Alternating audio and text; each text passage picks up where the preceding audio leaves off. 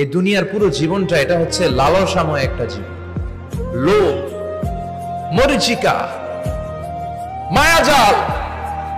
এই মায়াজালে আমরা আটকে আছি, ফলে মৃত্যুর কথা আমরা ভুলে গিয়েছি। পাগলের মতো ছুটছি, আরো টাকা লাগবে, আরো খ্যাতি লাগবে, আরো যশ লাগবে, আরো দাপট লাগবে। আমার এত টাকা দিয়ে কি হবে, এত সম্পদ দিয়ে কি হবে, এত ব্যস্ততা দিয়ে কি হবে তোমার? স্টপ, থামুন, অনেক হয়েছে। আন্না, থামুন, take a rest, take a breath and think about death. Think that you have to go back to your Lord. একটু বসেন না, একটু ভাবেন যে আমাকে চলে যেতে হবে, চলে যেতে হবে। এই কোলাহল, এই ব্যস্ততা, এগুলো থাকবে, থাকবো না আমি। সাইয়েদনা ওমর ফারুক বলেছেন, মুতু ক্বাবলা আন তামুতু, মরার আগে একবার মরো।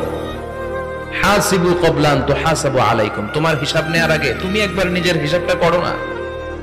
কাগজ বের করে একটু লিখো না কি কি ভালো কাজ করছিলা, যেগুলো দিয়ে নাজাতের ওসিলা হতে পারে। 1 2 3, আর কি কি আকাম কুকাম করছো দেখো না, লিখে দেখো তোমার অবস্থাটা কি। মরার আগে একবার মরো। মরার আগে খাটের মধ্যে শুয়ে শটান করে চোখ বন্ধ করে একবার মরার ভান করে দেখেন কেমন লাগে। চোখটা বন্ধ করেন আর ভাবেন আপনি নাই, কি কি হতে পারে ভাবেন।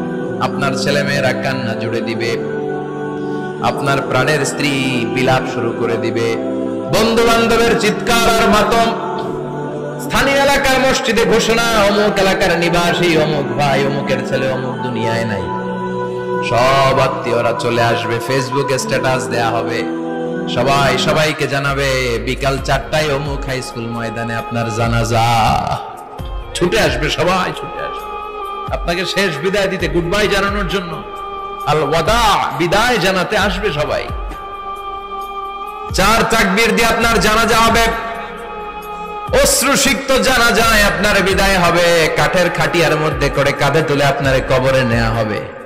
আগে থেকে খুঁড়ে রাখা কবরটার মধ্যে আপনারে বিছিয়ে দেয়া হবে। বাঁশের কচি দিয়ে তার উপরে মাটির চাপা দিয়ে সব চলে যাবে।